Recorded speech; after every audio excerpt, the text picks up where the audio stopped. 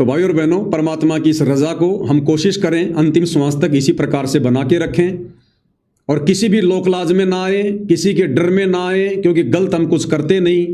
और परमात्मा ने सीधा सीधा कह दिया बच्चों, एक फॉर्मूला है मोक्ष पाने का, एक फॉर्मूला है, ना लड़ना है ना डरना है, बस आगे आगे बढ़ना है। हमारे साथ सारी सृष्टि का मालिक समर्थ भगवान है। जम जोरा जहां से डरे मिटे कर्म के लेख, अदली असल कबीर है वो कुल का सतगुरु एक। तो वो कुल का एक सतगुरु रामपाल जी भगवान हम साथ संगत वालों के पल पल साथ है। तो दृढ़ होकर निर्भय होकर संकल्प लो, रमेणी नहीं करनी तो नहीं करनी, व्यभिचार में नहीं पड़ना तो नहीं पड़ना, भाई बहन के रिश्तों में आना है तो आना है, बच्चों को संकल्प दिलवाना है तो दिलवाना है, हर प्रकार से मर्यादा में रहकर संघर्ष करना है तो करना है।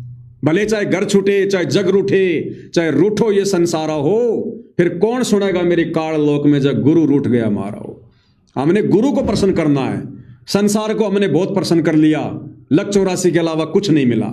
अब हम भगवान को प्रसन्न करेंगे। करोड़ों शीश तूने दे दिए यमराजा की भेंट, एक शीश दे के देख ले सतगुरु अपने की भेंट। इस एक शीश में परमात्मा सतलोक में बैठा देगा।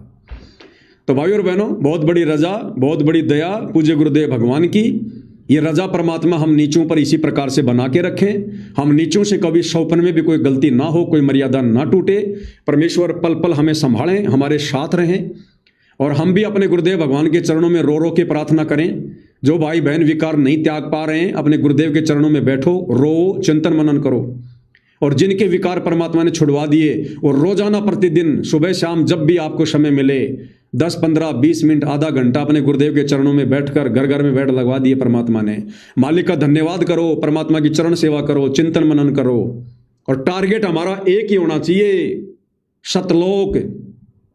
और सतलोक प्राप्ति के लिए जो भी बाधा बनेगी हम उसको सहर छोड़ देंगे, क्योंकि हमारा टारगेट है मोक्ष प्राप्त करना। संसार में उलझना नहीं है, ये मोह माया के चक्कर में, बेटा बेटी पोता पोती के चक्कर में उलझना नहीं है हमने। हमारा कोई नहीं है यहाँ पर, इतनी बार बता दिया परमात्मा ने। असंख्य जन्म हो गए हमारे कोई बच्चे पैदा करते करते, इसी काम धंधे को करते करते, गधे कुत्ते सुअर बनते बनते। क्या आप परमात्मा मिलने के बाद भी यही करेंगे हम? जैसे एक वीडियो है, उस वीडियो में बिल्कुल परमात्मा जी ने क्लियर कर दिया कि क्या सारा जिंदगी इसी गंदगी में नाक रगड़ते रहोगे? क्या कह रहे हैं परमात्मा जी? असंख्य जन्म हो गए ये बच्चे पैदा करते करते, संतान उत्पन्न करते करते। आज जन्म हुआ, शादी हुई, संतान उत्पत्ति हुई, फिर उनके पालन पोषण में लग गए, फिर मर गए, फिर गधे बन गए, फिर हम गधे बन के बच्चे पैदा करेंगे, फिर काम धंधा करेंगे। इस झंझट से बाहर निकलना है। अब ये समय आ गया है, परमात्मा ने हमारे को भक्ति का खिलाड़ी बनाया, प्लेयर। अब हमने वो खेल खेल के दिखाना है परमात्मा को। तो क्या कह रहे हैं परमात्मा जी?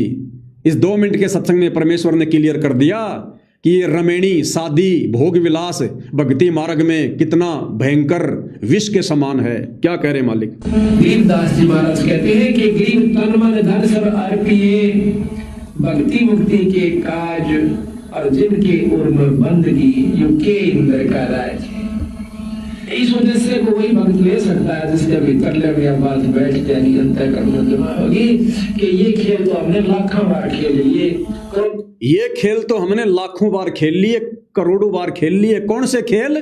शादी करना, सेक्स करना, दुराचार करना, बच्चे पैदा करना, उनका पालन पोषण करना, फिर मर जाना।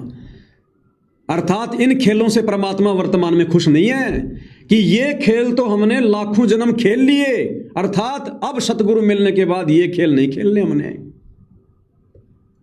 बार खेल लिए, बच्चों का पैदा करना, उनको पाल पोस कर ब्याह शादी कर जाना और फिर मर जाना, फिर कुत्ते गधे कुतिया बढ़ जाना। ये खेल तो भी असंख्यों बार खेला पाने, पर ईद जो खेल खेलना तो खेल कर दिखाओ। अब ये खेलने का समय आ गया। आप सेलेक्ट हो लिए, बंदी छोड़ के खाड़े की पहलवान सो, अरे उस पहलवान को पहलवान वाला काम करके दिखाना चाहिए। गरीबदास जी महाराज कहते हैं कि गरीब तन मन धन सब अर्पिए, भक्ति मुक्ति के काज और जिनके उर्म बंदगी, युके इंद्र का राज। इस उद्देश्य को वही भक्त ले सकता है जिसके भीतर ले में बात बैठ जाएगी, अंतःकरण में जमा होगी कि ये खेल तो हमने लाखों बार खेल लिए, करोड़ों बार खेल लिए। बच्चों का पैदा करना, उनको पाल पोस कर ब्याह शादी कर जाना और फिर मर जाना, फिर कुत्ते गधे कुतिया बढ़ जाना। ये खेल तो भी असंख्यों बार खेला पाने, पर ईद जो खेल खेलना तो खेल के दिखाओ। अब ये खेलन का समय आ गया, आप सेलेक्ट हो लिए, बंदी छोड़ के खाड़े की पहलवान सो, करीब उस पहलवान को पहलवान वाला काम करके दिखाना चाहिए। तो भाई और बहनों, अब हम साध संगति वाले भाई बहन ही सेलेक्ट हुए हैं पूरे विश्व में। ये भक्ति वाला खेल खेलने के लिए सेलेक्ट कर लिया परमात्मा ने। अब गुरुदेव कह रहे हैं ये वाला खेल खेल के दिखाओ। ये विषय वासना वाला खेल, बच्चे पैदा करने वाला खेल तो असंख्य जन्म खेल लिया। अब ये वाला खेल खेल के दिखाओ, समय आ गया अब, तब पीछा छूटेगा। नहीं तो भैया आज यहाँ जो भी कुछ है, बेटा बेटी, कार कोठी, मकान, यार दोस्त, रिश्तेदार, जान पहचान, अरे कल प्राण निकल गए, कौन पूछेगा हमारे को। परमात्मा कहते हैं वो छत्रपति की राख पे ही वो गद्दा लौट लगावे। वो बड़े बड़े राजा महाराजा मर गए जिनकी नाम चलता था, आज उनके राख के ऊपर वो गधे लौट लगा रहे हैं, कोई नहीं पूछता। यहाँ तुम्हारी मूर्ति बनवा देंगे, वो भी तुम बहुत बड़े कोई नेता कोई मंत्री हो तो, और तुम्हारी मूर्ति को साफ करने भी नहीं आएंगे कोई। साल में एक बार आएंगे, पानी डाल के साफ कर जाएंगे, एक माला डाल जाएंगे, हो गई नेताजी की जयंती। चलो फिर 11 महीने नेताजी धूल चाटेंगे, रोडों पे गाड़ियों की धूल चाटेगी वो मूर्ति। तो यहाँ की महिमा झूठी महिमा है, असली महिमा सतलोक में बनेगी। और सतलोक चले जाएंगे तो यहाँ भी हमारी महिमा होगी। जब तक सूरज चांद रहेगा, दृढ़ भक्तों का नाम रहेगा। आप और हमारे उदाहरण देख देख कर दुनिया भक्ति करेगी। तो भाई और बहनों, जो आज हमारी व्यवस्था है, जो परिवार है, बेटा बेटी है, ऐसे हम करोड़ों अरबों बार मनुष्य जन्म प्राप्त करके ये परिवार बना चुके हैं, बेटा बेटी के चक्कर में पड़ चुके हैं। आज हमारे आसपास भी कोई नहीं है, और अब ये बेटा बेटी अब ये भी भक्ति पे लग गए, अब ये भी सतलोक में चलेंगे। हमें टेंशन ही नहीं होनी चाहिए, चिंता ही नहीं होनी चाहिए। और जिसके बेटा बेटी भक्ति पर नहीं लगे हैं उनको भी टेंशन नहीं होनी चाहिए, क्योंकि परमात्मा कहते हैं भक्ति बीज होवे जो हंसा, तारू तास के इकोत्र वंसा। यदि हम भी दृढ़ होकर भक्ति पर लगे रहे, भले हमारे बेटा भक्ति नहीं कर रहा, बेटी भक्ति नहीं कर रही, यदि आप और हम वर्तमान में दृढ़ होकर भक्ति कर रहे हैं और यदि हमने मोक्ष प्राप्त कर लिया, तो जिस जिस परिवार से जिन जिन व्यक्तियों ने मोक्ष प्राप्त कर लिया होगा, परमात्मा उसकी 101 पीढ़ी को इतना वो क्रेडिट देंगे, उनको बार बार मनुष्य जन्म देंगे। और किसी न किसी मनुष्य जन्म में परमात्मा अपनी शरण में लेकर और उनको उसी रास्ते पे लगा देंगे, लक 84 में नहीं जाने देंगे। और जैसे आज आप और हमारा नंबर आया है, उसी प्रोसीजर से आप और हमारे भी माता पिता किसी न किसी जन्म में वो दृढ़ थे, और हमने उस समय परमात्मा की बात नहीं मानी जब उनके बेटा बेटी थे, लेकिन हमारे माता पिता किसी जन्म में दृढ़ होकर अपना मोक्ष करवा गए। मोक्ष करवा गए तो परमात्मा का वचन है, भक्ति बीज होवे जो हंसा, तारू तास के इकोत्र वंसा। उसी वचन के चलते आज परमात्मा ने उस जन्म में उनके बेटा बेटी आप और हमें आज देखो फिर से मोक्ष के मुहाने पर खड़ा कर दिया। तो ऐसे ही यदि हमारे बेटा बेटी नहीं भी मान रहे हैं, कोई भक्ति भी नहीं कर रहा है, तो माता पिता ने टेंशन नहीं करनी। अब वो तुम्हारे बेटा बेटी भले भक्ति नहीं कर रहे हैं, लेकिन यदि हम सतलोक चले गए उनका मोह त्याग के, तो उनको परमात्मा लक 84 में नहीं जाने देगा, उनको मनुष्य जन्म देगा। और जैसे आज हमारा नंबर आ गया, ऐसे कभी किसी जन्म में उनका भी नंबर आ जाएगा। और सतलोक जाने के बाद तो फिर भाई और बहनों ये सपना सा लगेगा। ये थोड़ी बहुत मोह ममता यही है इस मनुष्य जन्म में। जब यहां से हमारा शरीर छूटेगा और हम त्रिकुटी तक भी नहीं जा पाएंगे, उससे पहले ही पता चल जाएगा वो तो सपना था, कौन बेटा कौन बेटी, सब झूठा खेल था काल का।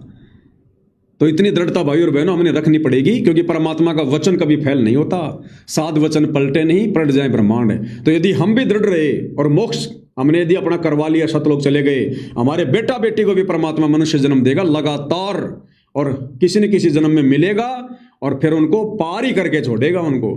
तो हमने पीछे किसी की चिंता नहीं करनी है। चिंता तो हरि नाम की और न चिंता दास, और जो कोई चिंता नाम बिना सोए काल की फांस। अगर आप व्यर्थ में अपने बेटा बेटी की भी चिंता करते हो तो वो काल की फांस है, आप भक्ति नहीं कर पाओगे। तो बाकी भाई और बहनों, अब देखो परमेश्वर ने हमें बहुत ऊंचाई पर लाकर छोड़ दिया है, सतलोक के बहुत निकट हैं, मोक्ष के निकट हैं। अब हमने एक दूसरे भगत भाई बहनों की भी ज़्यादा आवश्यकता नहीं पड़नी चाहिए। अगर दास ज़्यादा लाइव नहीं आता है तो आप लोगों ने ये मन में नहीं सोचना कि पवन भगत जी लाइव क्यों नहीं आ रहे या पवन भगत जी लाइव नहीं आ रहे, तो आप लोगों ने ढीला नहीं पड़ना, कमज़ोर नहीं पड़ना। परमात्मा की पुस्तक पढ़ो, सात संगति की और वीडियो देखो, गुरुदेव के सत्संग सुनो रोज डेली। सत्संग नहीं सुनोगे मन में मैल जमा हो जाएगा। एक सत्संग तो गुरुदेव का नियम बना लो, रोजाना पढ़ते लौटते कैसे भी सुनना है। तब जाकर भाई और बहनों हमारी भक्ति यथावत रहेगी, हम अपने संकल्प में रहेंगे, मर्यादाओं में रहेंगे और परमात्मा हमारा बेड़ा पार करेंगे। ठीक है भाई और बहनों, बाकी परमात्मा जी दया करेंगे, उस हिसाब से फिर मौका देंगे तो लाइव आएंगे।